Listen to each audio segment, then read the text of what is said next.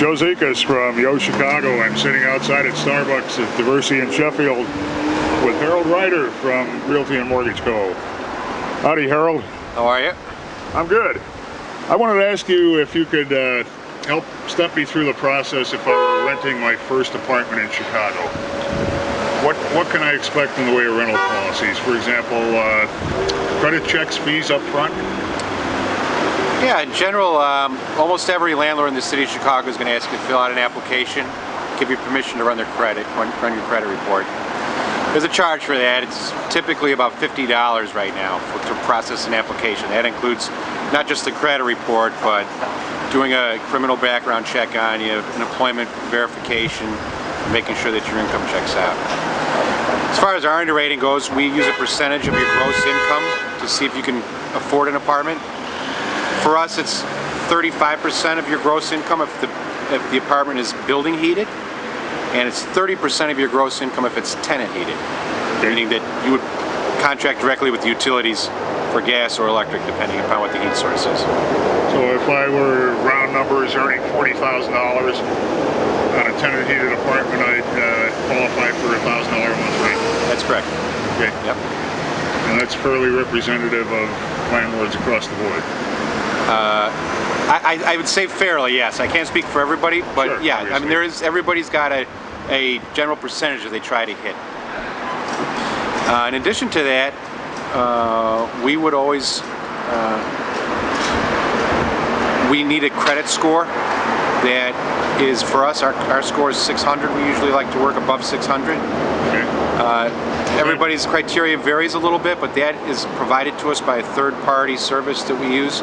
So everything that gets processed, it just spits out a number for us as the landlord, and that way we can underwrite everybody fairly. Does that vary from building to building, or is that? No, it really, for us as a company, it's pretty set in stone. It will vary from landlord to landlord, however, and but we don't try to cherry pick buildings and have different criteria for different buildings. It's not really how we tend to operate.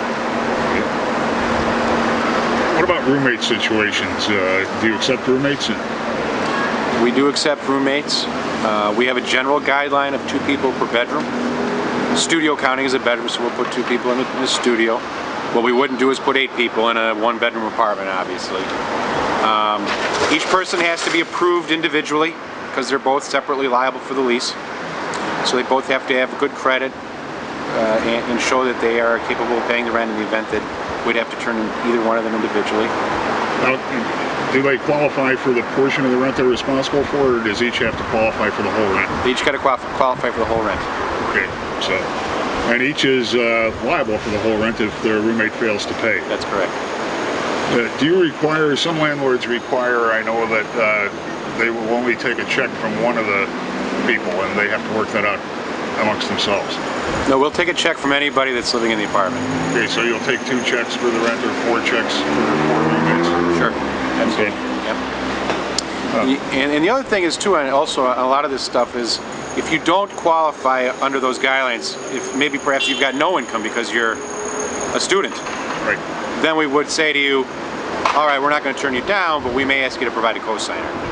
And that cosigner would fill out an application and have to be approved following the criteria I gave you previously.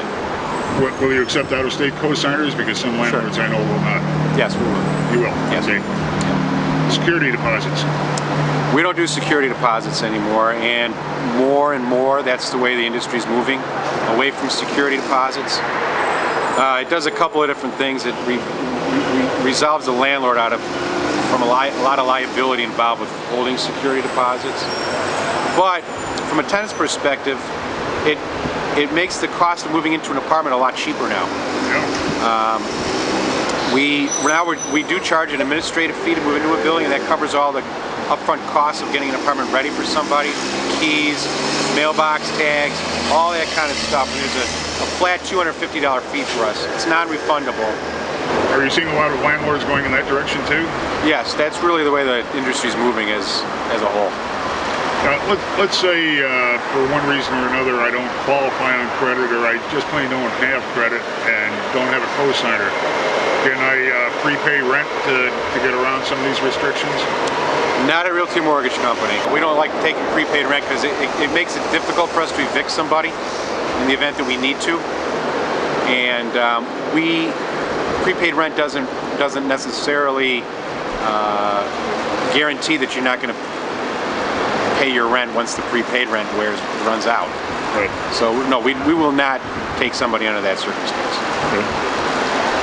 What other kinds of policies should people be aware of when they're looking for their first apartment in Chicago? The biggie is pets. If you've got a pet, almost everybody will take a cat. Sometimes there's an extra fee involved with that, maybe a $200 cat fee. Do you charge a fee? We do. We do charge a fee.